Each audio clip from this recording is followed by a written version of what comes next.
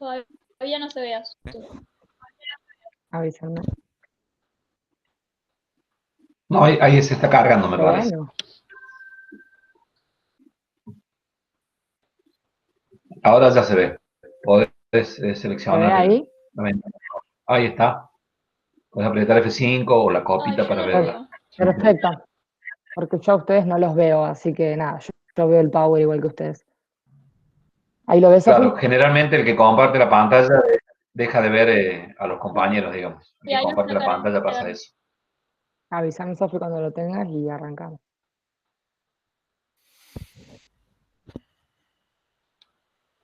Veo tu foto, dice Malerva, pero no ve nada más. No, ya se va a cargar porque yo ya lo estoy viendo. Ahí lo sacaste del PowerPoint. Ahí lo saqué de Sí. presentación. Ahí está. Ahora pon iniciación presentación porque se ¿Listo? estaba viendo. Perfecto. Ahí está listo. Bueno, nosotros somos el grupo número 6. Nuestro tema es trastornos de la conducta alimentaria. Los integrantes somos Azul, Matías y bueno, yo. Bueno, ya empezamos. Bueno, los trastornos de la conducta alimentaria son trastornos mentales que se caracterizan por un comportamiento patológico en la ingesta de alimentos y por una obsesión en el control del peso corporal. Son trastornos que tienen múltiples causas, como lo son biológicas, psicológicas, familiares y socioculturales. Las personas que tienen algún trastorno de la alimentación tienen esta obsesión por su apariencia física, por controlar todo el tiempo el peso corporal, por su imagen, tienen una distorsión con la imagen corporal. Estos trastornos traen efectos negativos tanto para la salud física como mental y se pueden curar, pero necesitan de un acompañamiento que esté integrado por especialistas, médicos, psicólogos, nutricionistas, bueno, entre otros. La siguiente. Bien, hay distintos factores que van a influir para que estos trastornos alimenticios se presenten, como lo son la presión social, que es la presión que genera la sociedad por tener un cuerpo modélico, un cuerpo hegemónico, digamos, que sea flaco, que tenga ciertas características como, nada, ser delgado, ser muchas veces rubio, de ojos celestes, o ciertas características que se imponen y que la gente que presenta estos trastornos quiere como seguir y copiar.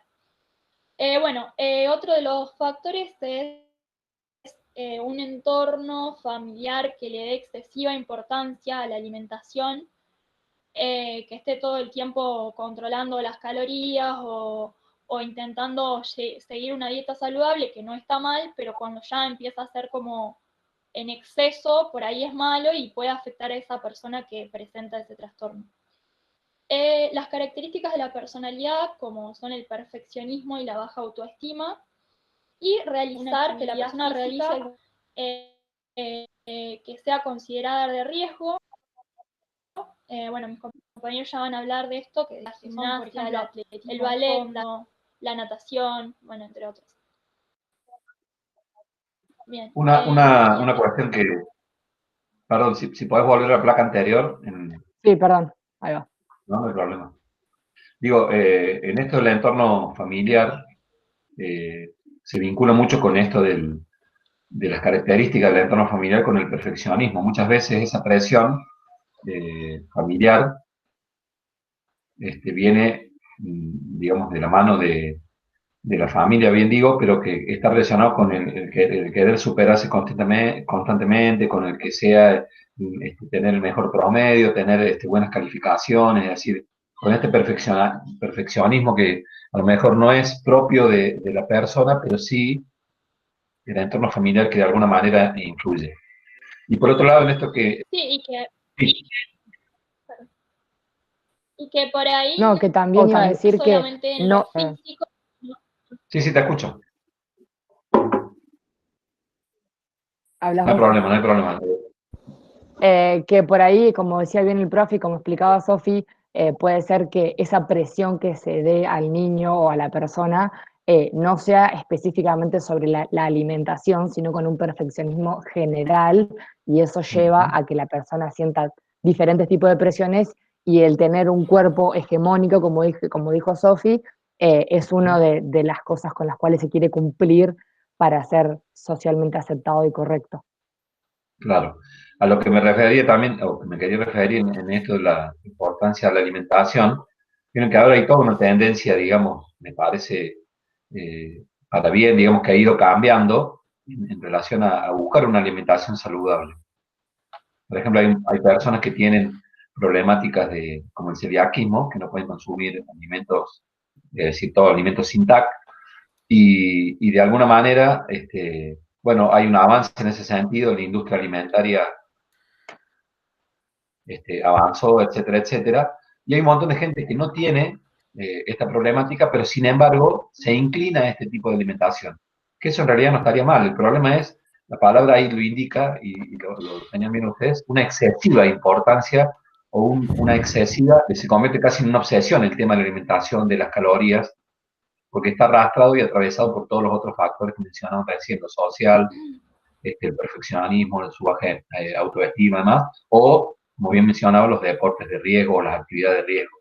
Quería dejar claro esto del tema de la alimentación porque se puede confundir con que tener una alimentación saludable puede llegar a desencadenar un trastorno. Y en realidad es una suma de factores y es cuando alguno de esos factores, digamos, está en exceso, digamos, hay como demasiada presión, demasiado control sobre la cuestión de la alimentación, de las calorías, de las dietas, etcétera, etcétera. Seguramente después lo desarrollarán ustedes, cómo se vuelven obsesivos en esto de ver la información nutricional de los alimentos y demás, que no está mal hacerlo, pero cuando ya se convierte en una obsesión y cuando se está demasiado pendiente, ahí donde cruzamos una línea, digamos, que la transforma en trastorno, ¿no?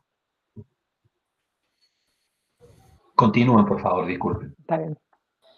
Bueno, bueno, en la actualidad, como todos sabemos, los trastornos más conocidos son la bulimia y la anorexia nerviosa, pero existen otros trastornos que no son tan conocidos, como son la ortorexia, la vigorexia, el trastorno por atracón, la pica, bueno, y otros que ya vamos a hablar. Y por lo general se cree que afectan a las mujeres adolescentes, pero la realidad es que afectan a ambos sexos y a personas de todas las edades. O sea, se presenta en la adolescencia porque es una etapa de muchos cambios, donde la personalidad se está formando, tenemos cambios corporales, cambios de humor, bueno, todo. Pero la realidad es que una vez que tenemos un trastorno, este trastorno va a acompañar a la persona a lo largo de su vida hasta que inicia un tratamiento. Bueno, los distintos tipos de trastornos alimentarios son la bulimia, en donde la persona tiene episodios de comer en exceso en periodos muy cortos y después de que ya comió tiene un periodo de arrepentimiento en donde eh, intenta eliminar la comida y como producir la pérdida de peso a través de vómitos, usando laxantes, diuréticos, purgas, entre otros. Presenta una pérdida de peso que es provocada por ella misma. También puede utilizar el consumo de laxantes, diuréticos, purgas, vómitos, hace ejercicio intenso constantemente y la persona que tiene anorexia tiene una distorsión de la imagen corporal. O sea, ella todo el tiempo no ve lo que el espejo le refleja, sino que todo el tiempo se ve gordo, no se ve como realmente está en el momento. la vigorexia, bueno, en donde la persona se obsesiona con sus imperfecciones físicas y también como la anorexia presenta una imagen distorsionada de sí misma. Por lo general en hombres que en mujeres y se va a desarrollar entre los 18 a 35 años de edad. Pero la verdad es que actualmente está mucho de moda el CrossFit y otras actividades también donde hay mujeres que están muy obsesionadas con tener las personas que tienen vigorexia son como muy musculosas, están constantemente en el gimnasio, se preocupan mucho por su apariencia física. Bueno, el trastorno pica, la persona tiene que consumir sustancias que no son nutritivas, como lo son pegamento, tierra, hormigas, papel y entre otras. Por lo general, se dan en niños o en personas con discapacidad intelectual. La verdad es que no, o sea, yo por lo menos no encontré que se den personas así, o sea, en adultos sin una discapacidad intelectual. Y puede causar intoxicaciones por consumir esas sustancias tóxicas o lesiones en el sistema digestivo por objeto punzante o cortante.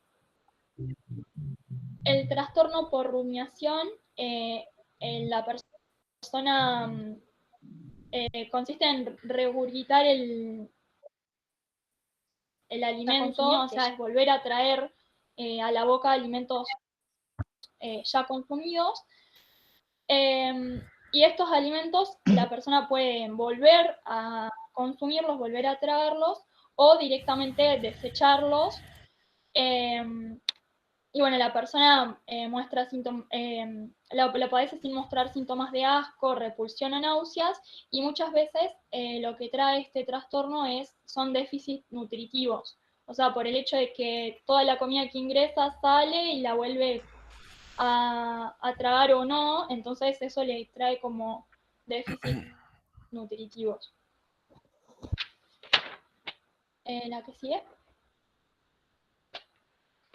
Bueno, y por último, el trastorno por atracones, en donde la persona consume una cantidad de comida excesiva que no puede controlar, y este trastorno es como el contrario a la bulimia, en donde en la bulimia la persona consumía en exceso, sentía culpa y luego tenía conductas compensatorias como los vómitos o bueno, eso. Y en esta no tiene conductas compensatorias y se relaciona mucho con la obesidad, porque la persona puede sufrir enfermedades cardiovasculares o otros trastornos que están relacionados con esta patología. Bien, bueno, arranco yo. Bueno, pasando a lo que son los trastornos de alimentación en nuestro país, buscamos un poco de información de diferentes encuestas y censos realizados y, bueno, obtuvimos eso que pusimos ahí en la diapo, que dice que en Argentina entre el 12 y el 15% de los adolescentes presentan anorexia o bulimia nerviosa, siendo de este porcentaje un 90% mujeres y un 10% de varones. En el 2019 se hizo una encuesta y un censo en la Argentina y se obtuvieron diferentes datos, como por ejemplo que el 45% de las causas de bullying que se sufren en la edad de la adolescencia son realizadas en base a la belleza, que es lo que Sofía explicó anteriormente, de esto de buscar la belleza como hegemónica y estos estándares de belleza armados por la sociedad, y persona que queda afuera, entre comillas, de esta belleza se le realiza bullying. Después, bueno, que el 30% de los adolescentes de Buenos Aires presentan algún tipo de trastorno, y que Argentina a nivel mundial es el segundo país con más casos de anorexia. En primer lugar se encuentra Japón. Y otros datos que encontramos que no pusimos ahí en la diapositiva es que, por ejemplo, a nivel mundial, el 70% de la población femenina no se encuentra como representada o como que no se reconoce con los comerciales de belleza que se hacen o cualquier tipo de comercial que hoy en día, no sé, como que no se ven representados, como tampoco les pasa nos pasa, me incluyo, con los talles de las ropas, los maniquíes que hay en vidrieras, cualquier tipo de foto, de modelo, de todo lo que se ve hoy en día, como que no es lo normal, por así decirlo, es algo estereotipado. Y aunque también hemos visto y hemos buscado de campañas de diferentes marcas, que hoy en día se está trabajando el tema de luchar contra esto y romper con esto, y se buscan como diferentes tipos de modelos, modelos reales, de diferentes alturas, tamaños, edades, con texturas físicas, y eso es algo en lo cual se está trabajando, pero bueno, es sabido que va a tardar bastante tiempo en romperse con algo que está establecido hace tanto tiempo. Y otra de las cosas es que... No. ¿Sí, profe? Sí, Azul. Termino la idea y después agrego algo. Ah, no, eso de que el 30% de la población está conforme dentro de todo con su cuerpo y más del 60% está consciente, ellos creen que son de que deben bajar de peso según cómo se sienten. Y estos son diferentes factores que hacen a que la población se sienta como infeliz o insatisfecha con su cuerpo, y es algo que se debería cambiar. ¿Profe? No, digo que por ahí, como vivimos en un mundo globalizado, muchas veces esas campañas de publicidad a las que vos hacías referencia y a esos modelos pertenecen a otros, digamos, espacios culturales, ¿no?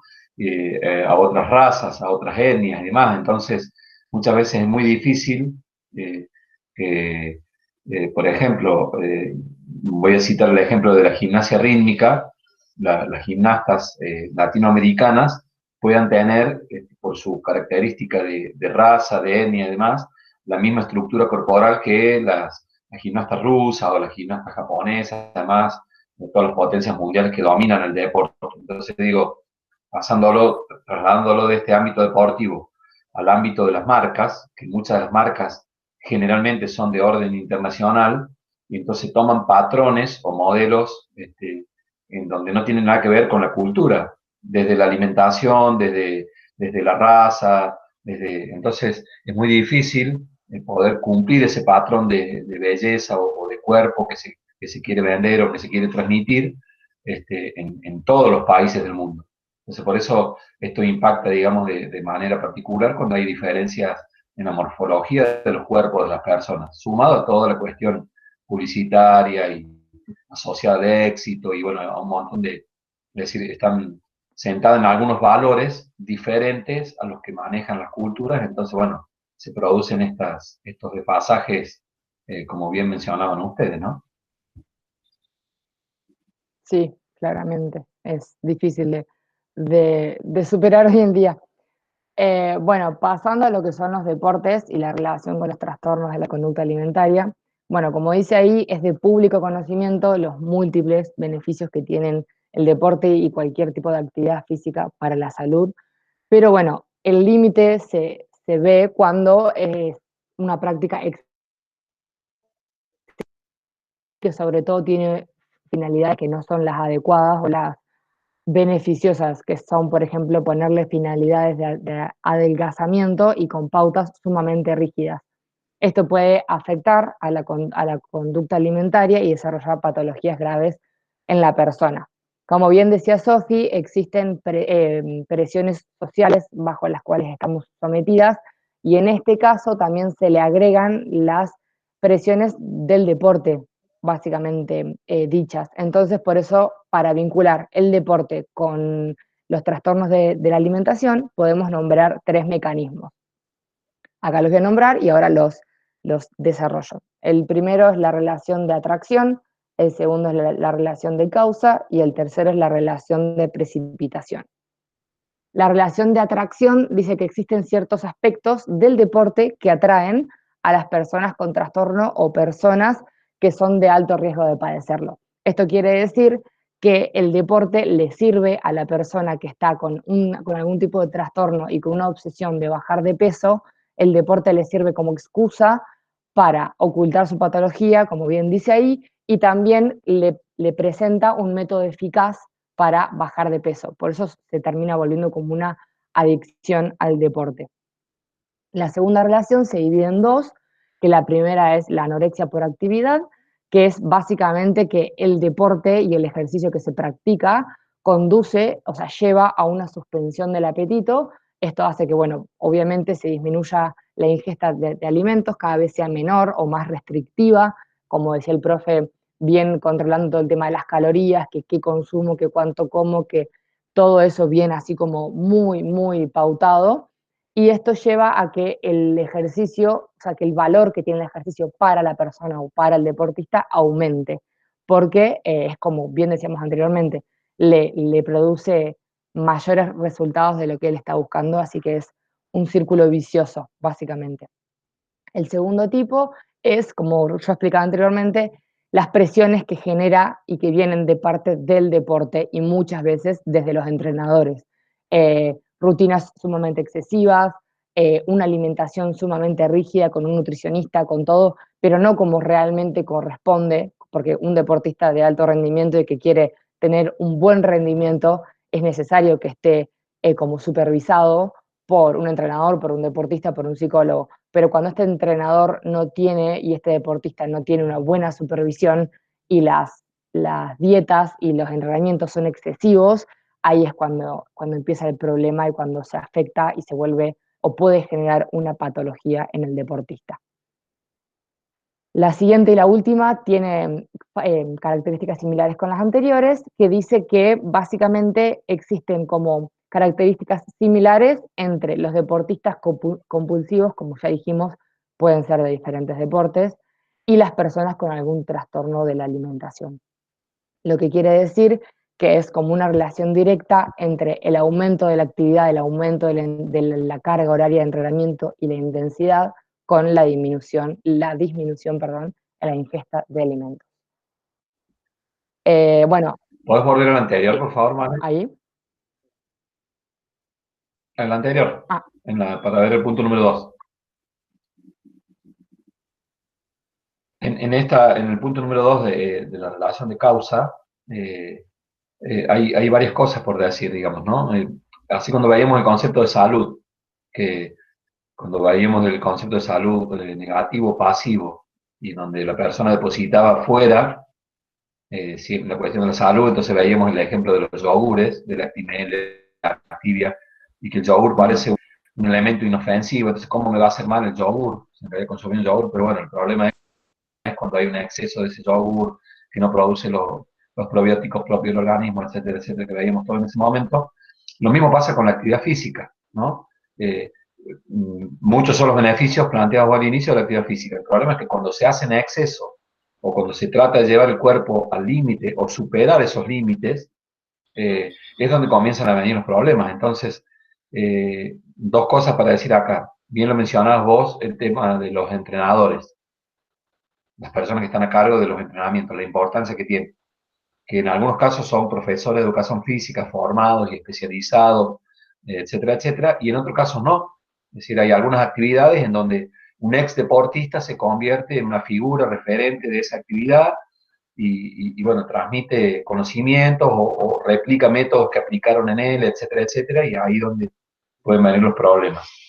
Y por otro lado, algunas actividades que como que se están poniendo de moda, que tratan de llevar el cuerpo al límite. Vieron que ahora están de moda, no sé, las ultramaratones de 180 kilómetros.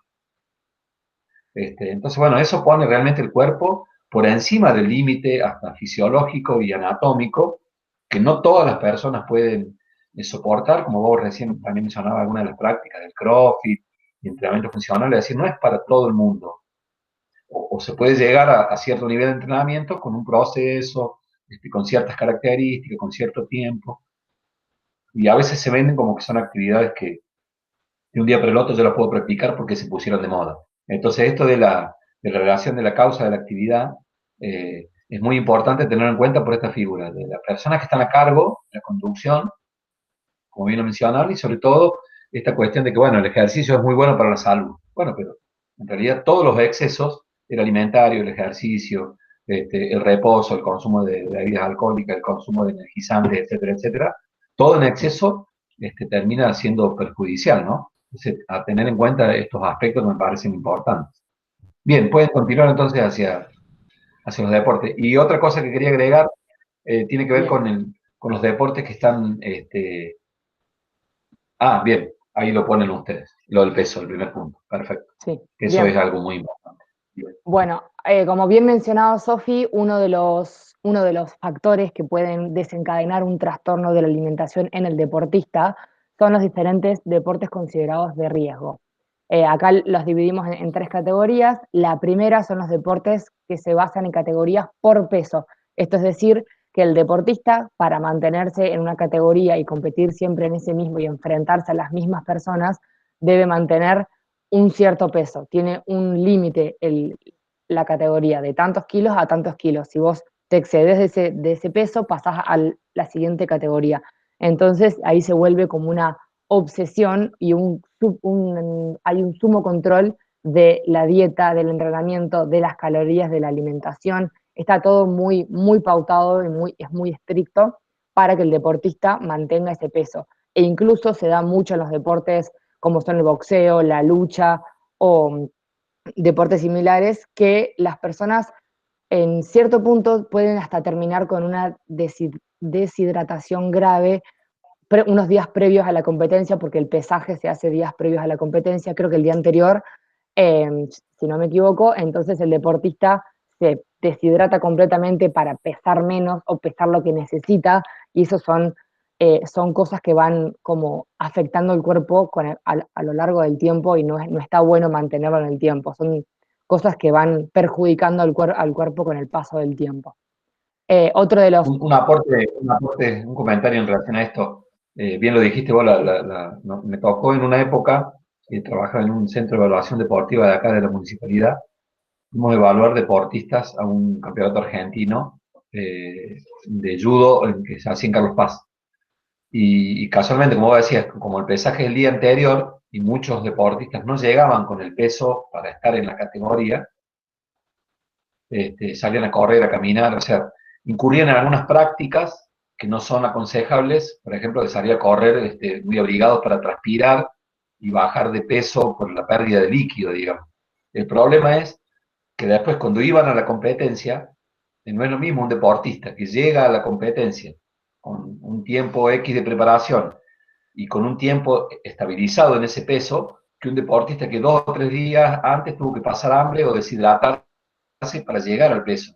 Cuando después iban a competir, bueno, le pegaban una paliza bárbara, digamos, porque no estaba en óptimas condiciones, porque no es que venía sosteniendo ese peso, sino que lo había perdido en 2 o 3 días previos a la competencia y el otro deportista lo venía sosteniendo, entonces son muchas las aristas, digamos, y las consecuencias que tiene esta cuestión del peso para la categoría, ¿no? En el boxeo también se ve mucho, porque, bueno, se pesan un par de días antes y como ven que no van llegando, dejan de consumir alimentos, se deshidratan y terminan llegando al peso, pero después cuando van al rendimiento deportivo, el otro los termina, digamos, inclusive hasta pudiendo lesionar porque es mucha la diferencia que se ve ahí, ¿no?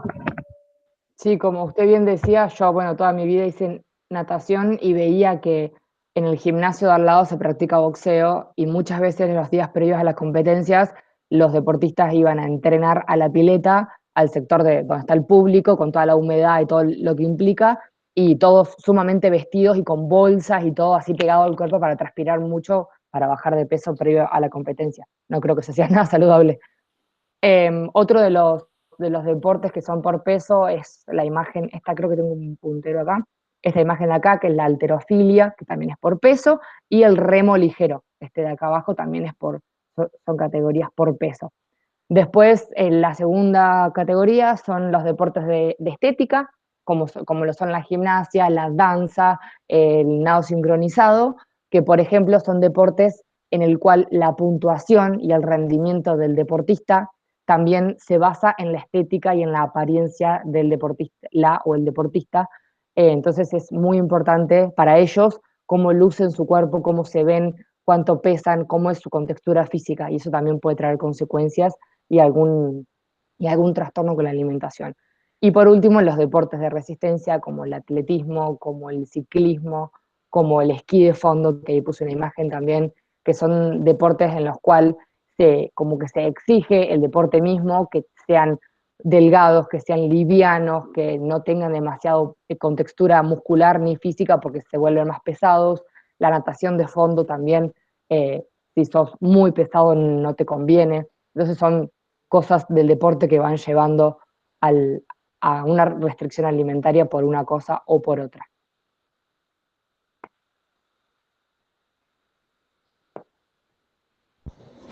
Bueno, me toca a mí. Buenas tardes. Bueno, voy a hablar de los trastornos de la alimentación en el ámbito educativo. La realidad educativa de hoy en día muestra el cuerpo como algo ausente, algo silenciado, algo que está sujetado. Tanto los alumnos como los profesores asistimos a la educación presencial con los cuerpos, pero sin embargo la escuela contribuye a no darle tanto valor al cuerpo y centrarse más en la formación integral del ser humano. Dentro del ámbito educativo se ha naturalizado al sujeto como algo obediente, algo que que se le puede prohibir, que se vigila y que está bajo los efectos del poder. Nuestro espacio es un espacio en el cual los cuerpos aparecen y como futuros profesores de educación física consideramos que es muy importante estar atento a nuestros alumnos, eh, tanto desde el lado cognitivo como del lado físico, para poder detectar cualquier desorden o trastorno que se presente. Algunas de las señales para estos trastornos alimenticios son el aumento o disminución del rendimiento escolar, los cambios de conducta como aislamiento social o irritabilidad, los comentarios o excesiva preocupación por el peso o la figura, el estado de ánimo bajo, la elevada autoexigencia, la obsesión por el perfeccionismo, la bajada de peso drástica en un periodo de corto tiempo, el uso de ropa demasiado ancha o de abrigo, el aumento de la actividad física a la hora del patio o en las actividades deportivas, y el inicio de restricción alimentaria, como dejando alimentos a la hora del almuerzo o comer notoriamente poca cantidad. Tanto en el ámbito familiar como en los centros educativos es esencial potenciar el autoestima si notamos estas señales, potenciar el autoestima de las personas para que se produzca una aceptación de la imagen corporal, el crecimiento personal y la adquisición de valores para afrontar la vida diaria. Dentro del colegio, los profesores deben ser conscientes que la primera prevención consiste en educar a los alumnos en una nutrición saludable y orientar en este sentido a los padres que no están tan interiorizados con el tema o que no saben cómo llevarlo. En caso de detectar alguna de estas señales sobre la posible existencia de un trastorno alimenticio, es importante que se hable con el alumno y su familia para facilitar la información hacia dónde dirigirse o de dónde recibir ayuda. Hay algunas prevenciones desde el lado de la familia eh, que se pueden realizar, que son mantener los hábitos familiares, de comer juntos, explicar los anuncios poco saludables, fomentar la práctica del deporte siempre, no caer en el sedentarismo, educar sin exigir y no usar la comida nunca como un premio o un castigo. Desde las escuelas, educar sobre imagen y aceptación de las diferencias, sobre la tolerancia al fracaso y sobre la educación emocional en los colegios. Que se produzcan dietas más sanas en los colegios. Bueno, la siguiente. Como parte del grupo queríamos dar el consejo de esforzarte, ay, me lo sacaste, esforzarte para llevar una nutrición adecuada, Perdón. es la mejor inversión para tu cuerpo y mente que puedes hacer. Lo leí medio mal, pero no importa.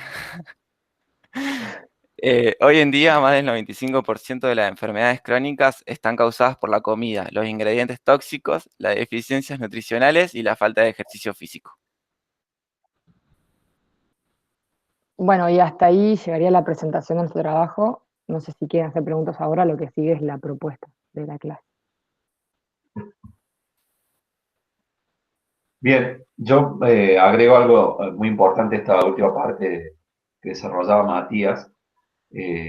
Fíjense en las señales que marcaban bien los compañeros, la importancia del profe de educación física, porque muchas de esas señales las podemos, a lo mejor no se da cuenta la maestra de grado, sí el rendimiento deportivo, el rendimiento académico, pero, eh, pero los cambios de conducta, el aislamiento, por ahí cuando vamos, si tenemos la posibilidad de ir de campamento con los chicos o participamos en la competencia que estamos todo el día, en donde vemos si él se integra o no se integra, si almuerza, cómo es la alimentación durante el día, la importancia que tienen muchas veces los recreos, ¿no?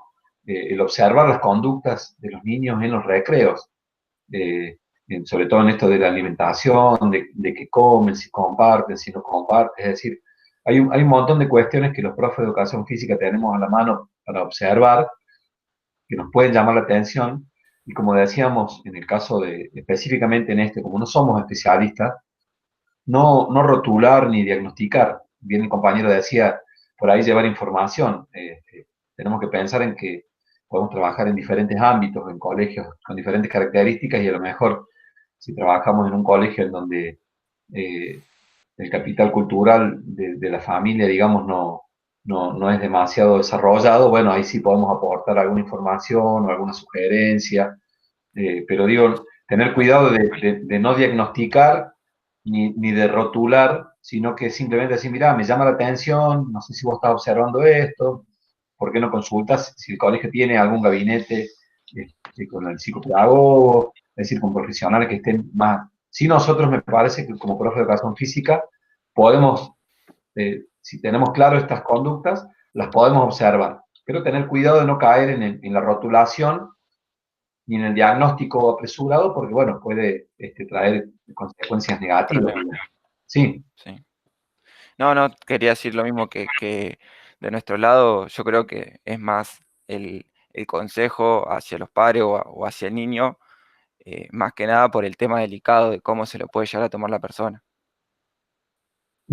Sí, porque sobre todo cuando se transcurre por este tipo de trastorno, lo primero que aparece es la negación, digamos. Dice, no, esto no me está pasando, o esto no le pasa a mi hijo, ¿sí? Pasa un poco con el consumo de sustancias y demás. A veces, digamos, es muy difícil para las personas que están cerca, en este caso la familia y demás, reconocer. Entonces, es más fácil a veces negar que reconocer. Entonces, por eso, digamos, uno tiene la posibilidad de verlo en diferentes situaciones. Y tampoco sacar consecuencias apresuradas, decir, bueno, porque lo vea que un día no quiere comer, no quiere decir que tenga el trastorno alimentario. Ahora yo, si ya voy uniendo algunas cosas, hay algunos también, algunas cuestiones que tienen que ver, que no las veo ahí, como por ejemplo el hecho de utilizar ropa suelta, de esconder el cuerpo, digamos, ¿no? El hecho Está, de... profe. Ah, perdón, Ahí perdón. dice el uso de ropa demasiado ancha o de abrigo. Acá, Exactamente, con el ahí. objetivo de, bien, con el objetivo de esconder el cuerpo de alguna manera, de no querer mostrar este cuerpo por esta distorsión de la imagen. El hecho de participar, como bien decían ustedes, ahí el aumento de la actividad física. Profe, ¿me puedo quedar a la próxima clase? Y la profe de educación física nos ponemos chocho porque los chicos se quieren ir en otra clase y resulta que Catalina quiere participar de todas las clases. Pero bueno, por ahí me tiene que llamar la atención, como decían esto de los comentarios, que si está muy pendiente de conocer las calorías de los alimentos y demás. O sea, cuando yo voy uniendo todos estos aspectos, cuando estos aspectos aparecen aislados, si un día, profe, me puedo quedar porque no me vienen a buscar y quiero jugar el partidito, está todo bien. Pero si repetidamente se queda en mi clase, si utiliza ropa de estas características, tiene estos cambios de humor, en el caso que esté transitando ya un problema de trastorno alimentario severo, veo la perdición o el déficit en la cuestión de los dientes. Veo los nudillos como lastimados porque muchas veces cuando provocan el vómito se meten los dedos, entonces los nudillos se lastiman. La piel reseca, el pelo reseco, las uñas se caen. O sea, todos estos son factores que me muestra el cuerpo de mi alumno cuando la enfermedad está muy avanzada. Pero bueno, me tienen que llamar, me tienen que llamar la atención si yo estoy atento y voy concatenando todos esos factores, entonces ahí de alguna manera puedo inclusive solicitar ayuda, preguntarle al resto de los docentes, che, ¿cómo es el alumno en tu clase? ¿Cómo lo viste el año anterior? ¿Qué conoces de la familia? Bueno, indagar un poco más para tratar de cerrar. Pero digo, no apresurarse en el diagnóstico o diagnosticar, porque nosotros no somos especialistas y como bien decía Matías, esto puede caer mal, digamos, y puede ser mal interpretado, ¿no? Es muy importante estar atento a todos estos signos que ustedes marcan, ¿no? Bien, no sé, Profe. del grupo, sí, Azul.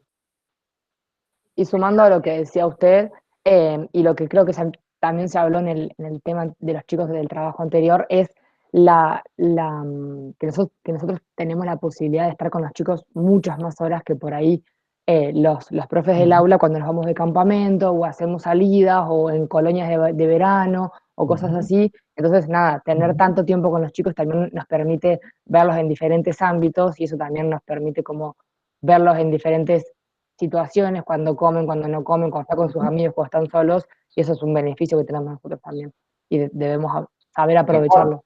La autoexigencia esta que hablábamos se puede dar en el ámbito académico, querer sacarse buenas notas, pero también se puede dar en el ámbito deportivo, querer ganar siempre, o sea, tener que por ahí no está mal, esta cuestión competitiva, de querer ser mejor, de superarse, pero bueno, vuelvo a repetir, cuando se van concatenando ciertos factores, me puede llevar a mí a la sospecha de que el niño esté transitando un problema. Y algo que decían ahí de la familia, me parece muy importante el hecho que, lamentablemente, por diferentes situaciones, hoy muchas veces no se da el hecho de comer juntos, ¿no? Porque bueno, por la realidad de las escuelas, los contraturnos, los padres trabajando, etcétera, etcétera, bueno, el hecho de comer juntos también es también la posibilidad de ver qué alimento consume, cómo lo consume, las cantidades, etcétera, etcétera. Lamentablemente algunos niños hoy, vuelvo a repetir, por la situación que se vive, digamos, de la necesidad laboral, de los contraturnos de los colegios y demás, bueno, pasan mucho tiempo solo, sin nadie que controle ese tipo de cosas y bueno, puede ir contribuyendo a este tipo de la aparición de este tipo de trastornos. Por eso yo creo que, y acá me permito hacer una aclaración de cuando veíamos el tema de salud, como los profes de educación física es un contenido que lo tenemos que trabajar transversalmente. O sea, yo tengo que seguir enseñando educación física, porque esa es mi razón de ser en la escuela, o tengo que seguir enseñando el deporte si estoy en el club o en el espacio que estoy dando. Pero transversalmente tengo que observar todo este tipo de conductas que me tienen que llamar la atención. No solamente ir, dar mi hora y retirarme. ¿Sí? Entonces, cuando yo comienzo a ver o sospechar de alguna situación que puede estar transitando mi alumno, bueno, comenzar a indagar, preguntar un poco más, interiorizarme, entonces, y eso me parece que hace a la transversalidad y al entender el tema de la salud como una cuestión transversal. No tengo que dejar de dar clase para explicar los trastornos alimentarios, pero sí tengo que estar atento, sí en algún curso del secundario puedo llegar a hacer una sugerencia o una clase de este tema, porque el tema del bullying me parece que es algo muy importante, porque es algo que en el último tiempo ha cobrado, perdón, ha cobrado una relevancia muy grande en las escuelas, sobre todo ahora que ya no está el tema este del ciberbullying, digamos, ¿no? Que no es solamente la presencialidad, sino también en los grupos, la exclusión de los grupos. Entonces, bueno, es algo a atender y que puede causar, como decían los chicos, una inclinación a estos trastornos. Es algo a atender mucho, ¿no? Y estar atento, ¿qué pasa en mi clase? ¿Qué pasa con aquel alumno que no tiene las mismas condiciones físicas o motrices, con el que es más gordito, con el que es más lento, con el que es más torpe para algunos movimientos, con el que no le gusta tanto la actividad física y no tiene una buena adhesión, y los compañeros lo discriminan por eso? Bueno, ahí estar atento a no potenciar estas cuestiones que por ahí lo social y la creación familiar pueden llegar a predisponer algún trastorno de este tipo, ¿no? Bien, si no hay alguna, no sé si hay alguna pregunta o alguna duda del resto del grupo. Bueno, pasemos entonces a la propuesta, Malena, si te parece. Azul, perdón. Está bien. También nombre.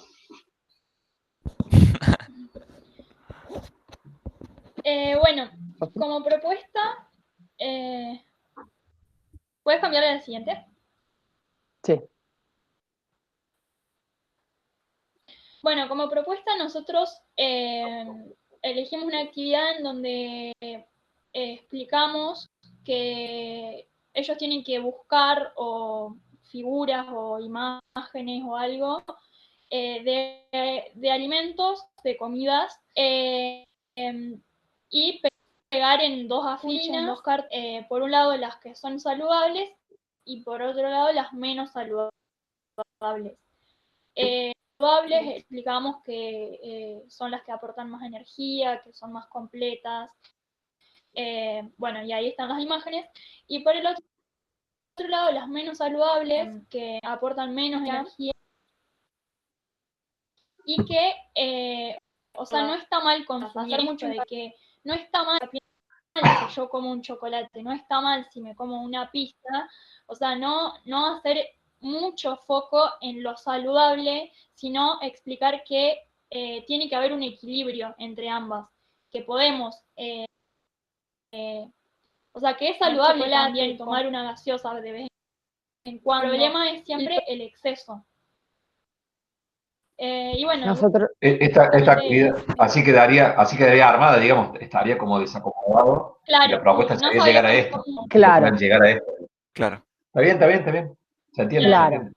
Y también lo pensamos en el sentido de que si son chicos más grandes, se le puede también dividir en proteínas, carbohidratos, como diferentes alimentos y que ellos también los sepan diferenciar.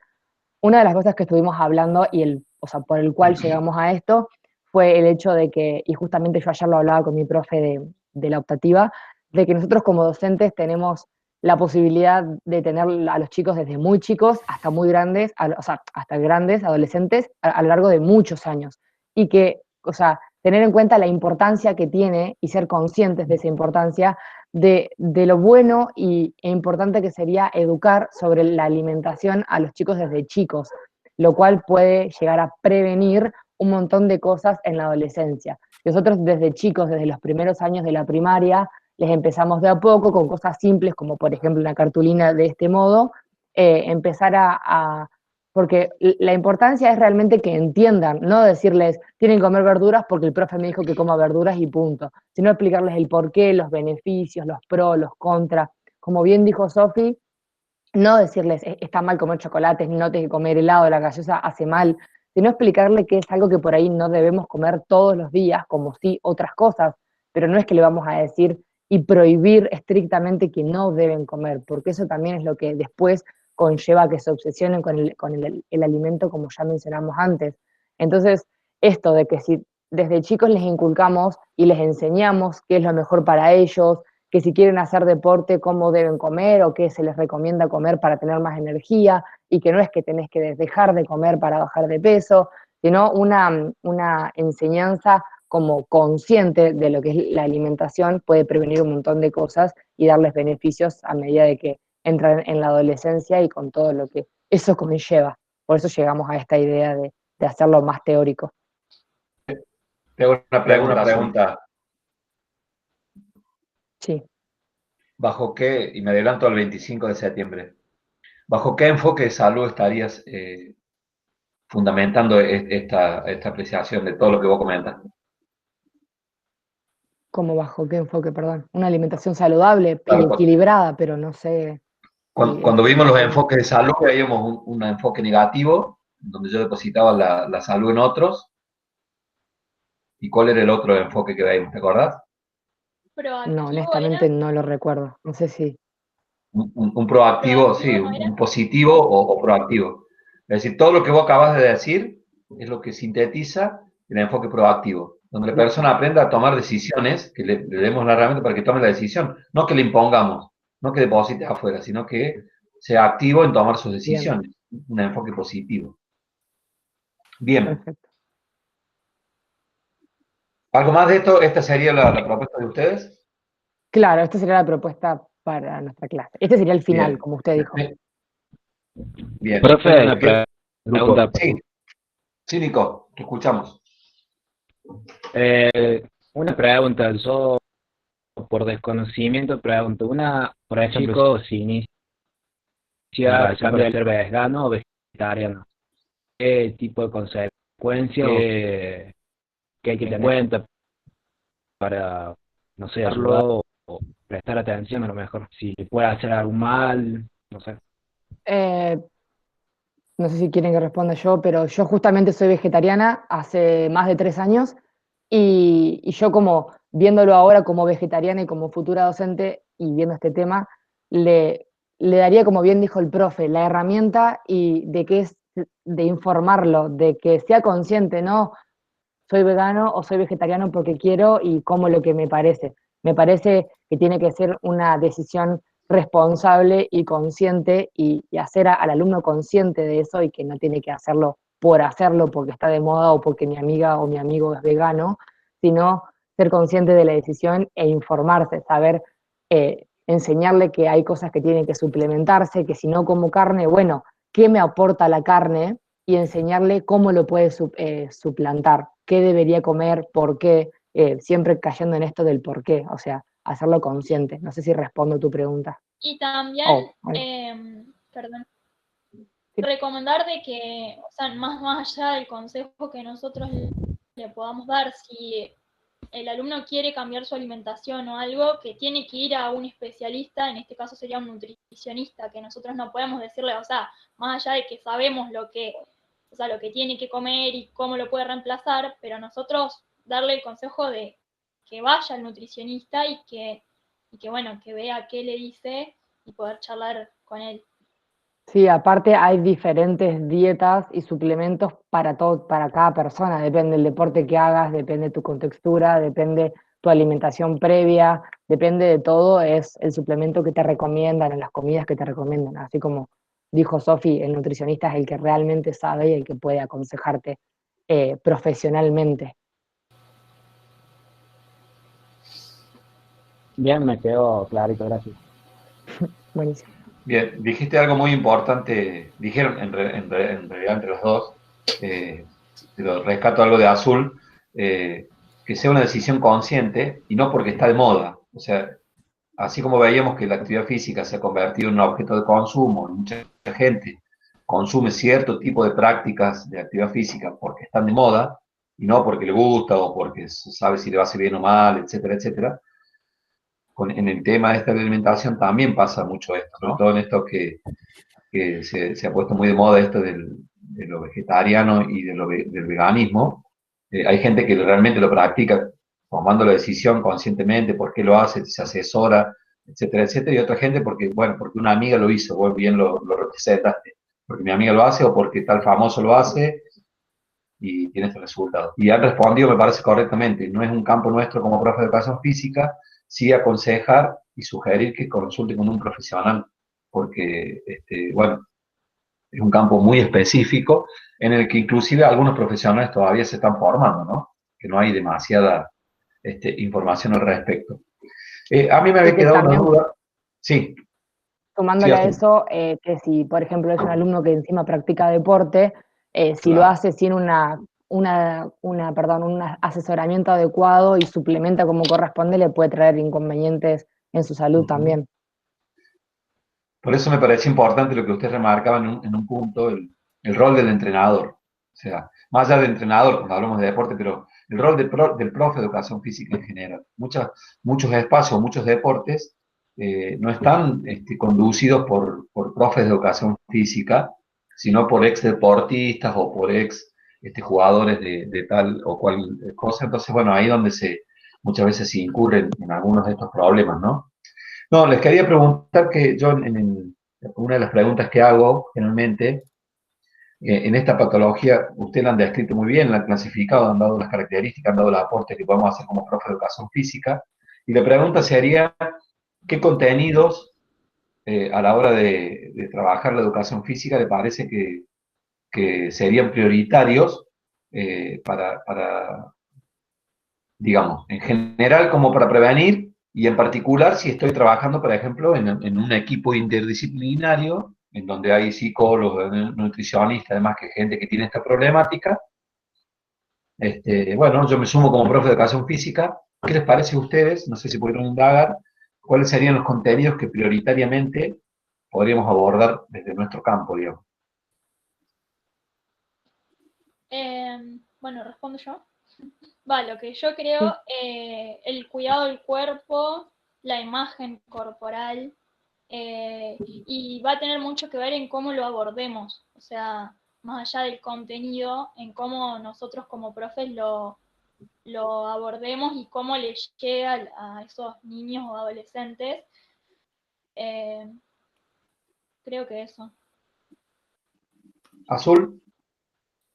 Sí, sumando a lo que dijo Sofi, o sea, es todo en base al cuidado del cuerpo y la importancia que tiene nuestro cuerpo para nosotros y, o sea, educar a los alumnos en esto, del cómo el cuerpo es una herramienta para nosotros y que es importante tener en cuenta varios aspectos, no solo la apariencia física o el rendimiento, sino que el cuerpo es un todo y que, bueno, eso conlleva varios aspectos. Una alimentación saludable, por ejemplo.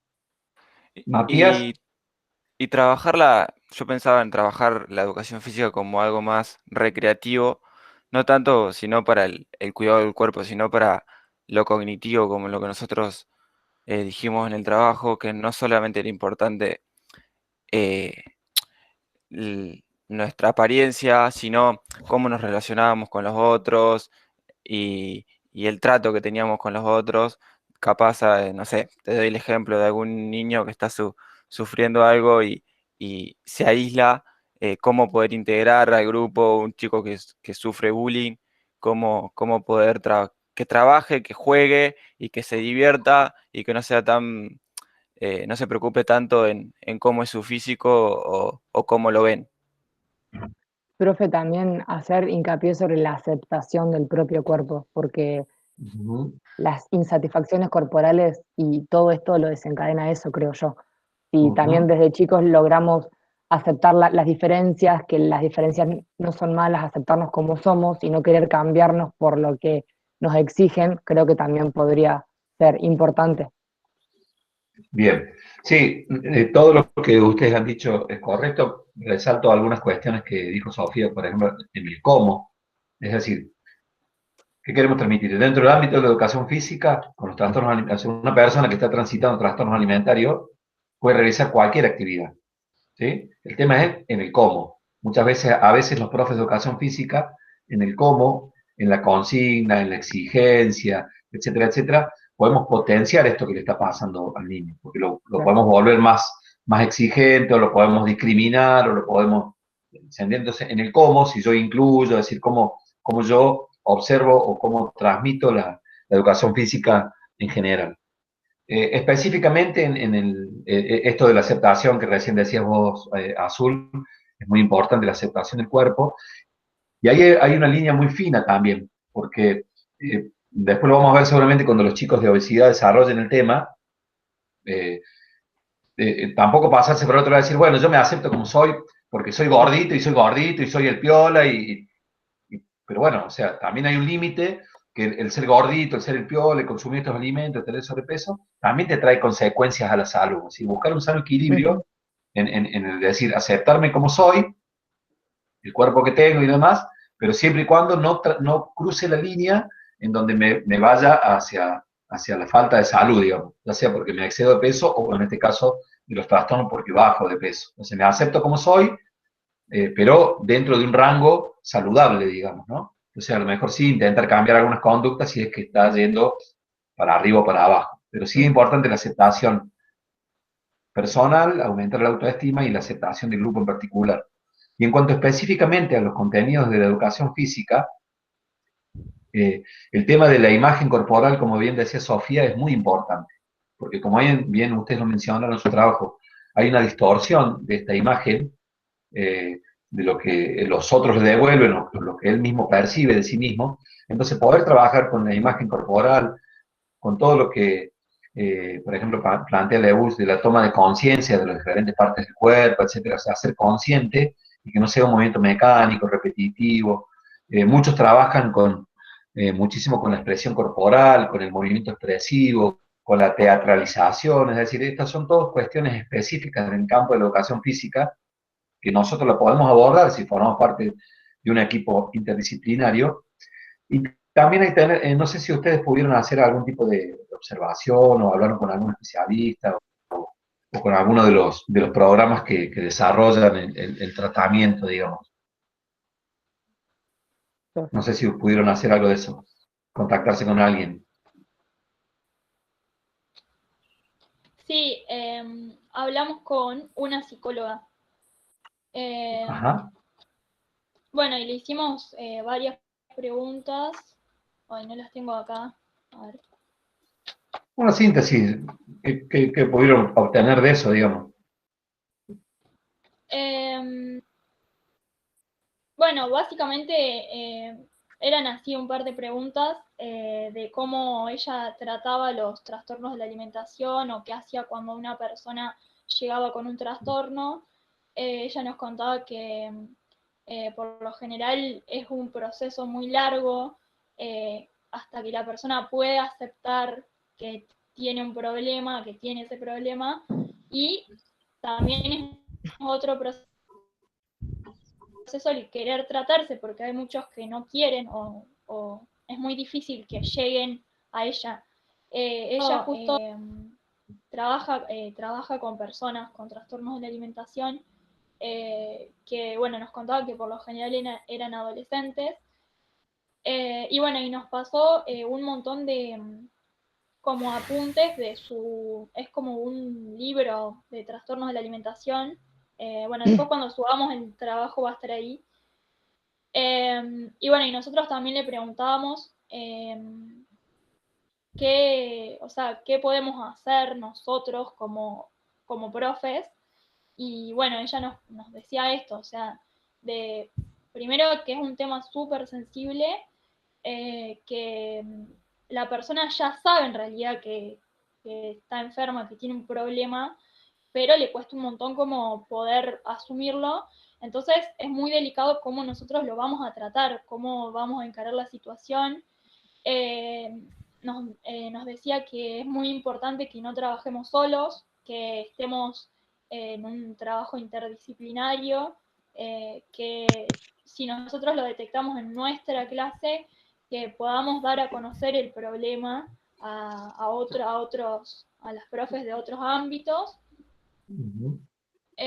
Otra de las Bueno, cosas que básicamente nosotros eso. le preguntamos fue el hecho de que, nada, ante el desconocimiento, si había como un cierto, no sé si protocolo o pasos a seguir cuando tenías algún paciente con algún trastorno, y nos dijo que Como un básicamente, tratamiento, digamos. claro, y nos dijo que como que cada persona es un mundo, cada persona con su trastorno le afecta de una forma, presenta ciertos síntomas con cierta gravedad, entonces como que no hay nada como establecido, entonces es como que se hace un análisis como completo de la persona y en base a eso se ve la gravedad, cómo le afecta, todas las características que presente de acuerdo, capaz que tiene más de un trastorno, entonces es como que cada persona tiene su propio tratamiento y tampoco hay como un tiempo estipulado de, bueno, vos tenés esto, en tanto tiempo vas a estar como mejor o te vas a recuperar. Cada persona lo toma y evoluciona de una forma completamente diferente. Perfecto. Bien, no, yo le decía porque, por ejemplo, remitiéndome a las experiencias que uno va recabando en los diferentes años, por ejemplo, hay una institución muy conocida a nivel social, por lo menos acá en Córdoba, y que creo que tiene sede en otras partes del país, que es ALUA, en donde tienen una concepción de la actividad física, digamos, cuando las personas se acercan a ALUA con un problema de trastorno, cuando la familia acerca a alguien y demás, generalmente dentro del tratamiento que incluyen, digamos, una de las cuestiones cuando sobre todo se habla de la anorexia es la restricción de la actividad física, ¿sí? Porque ellos tienen una idea de la actividad física como un elemento purgativo, digamos, o sea, y tienen la idea de la educación, de la actividad física como un elemento que consume muchas calorías y que la usan. Sin embargo, nosotros como profe de educación física, y bien Matías recién lo comentaba, podemos abordar la actividad física, o sea, no suspenderle la actividad física y trabajar, por ejemplo, a partir del juego, que energéticamente no representa, a partir del juego, a partir del teatro, a partir de la expresión corporal, a partir de la imagen, que energéticamente no representa, digamos, un gasto como para decir que sea purgativo, y a lo mejor sirve para que pueda la persona ir transitando mejoras en su tratamiento. ¿Se entiende lo que quiere decir con esto? Es decir, depende de la institución, cómo toma dónde se para o qué entiende por actividad física, va a restringir o no. Por ejemplo, como les decía en el caso de Aluba, muchas veces restringen la actividad física. Yo he tenido alumnos que hacían gimnasia artística, que estaban transitando, ya adolescentes, jóvenes que estaban en la facultad, y que estaban transitando por esto, y iban a Aluba y lo primero que les sacaba cuando tenía como una recaída de entrenamiento era la actividad física. Porque Aluba entendía la actividad física como una cuestión purgativa, digamos, de alto grado de consumo energético y demás. Y ella hacía gimnasia artística porque le gustaba, era por el placer de moverse y demás. Entonces Profe, digo, no estoy también, diciendo que esté bien o mal, estoy viendo, tratando de plantear, digamos, cómo cada institución entiende, entonces por ahí estará, nosotros como profes de educación física, si formamos parte de un equipo interdisciplinario, y digo, y traigo otro ejemplo, el Hospital de Clínicas, por ejemplo, acá en Córdoba, tenía un trabajo interdisciplinario de nutricionistas, psicólogos y profes de la actividad física, y trabajaban desde la expresión corporal, desde el teatro, desde la teatralización de algunas actividades, desde el juego. Entonces, fíjense la diferencia, o sea, una institución restringía la actividad física y otro lo utilizaba como un pilar del tratamiento. Entonces digo, si alguna vez nos toca involucrarnos como especialistas en un equipo interdisciplinario, muy interesante el consejo que te da la profesional, digo, me parece que hay muchas cosas que podemos aportar. En el contexto de la clase normal de educación física, me parece muy importante esto de el cómo nosotros entendemos la educación física, trabajamos sobre la aceptación, el juego, la inclusión, como contenido específico, trabajar la imagen, pero en realidad los chicos pueden trabajar cualquier contenido que nosotros desarrollamos, ¿sí? Haciendo hincapié a lo mejor en estos contenidos específicos, ¿no? Sí, Azul, ¿qué me querías decir? no, nada, que yo conozco un par de casos de acá de mi ciudad, que de muchas chicas que han tenido en la edad, en los últimos años de secundaria, fue como no sé, fue como un año, 2 años, tres, que hubieron un montón de chicas de la misma escuela que tuvieron anorexia o bulimia.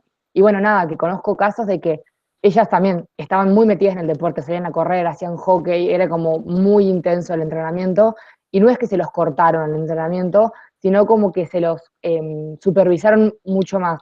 Y en vez de dejarla salir a correr, como que se los suplementaban por otro deporte u otra actividad que, como usted decía, no demande tanto gasto energético, pero que, o sea, lo que yo sé es que una persona con trastorno está como re obsesionada con el deporte y como que quizás quitárselo es como quitarle algo muy valioso para la persona y es como más complicado poder llegar a ella y decirle te va a hacer bien.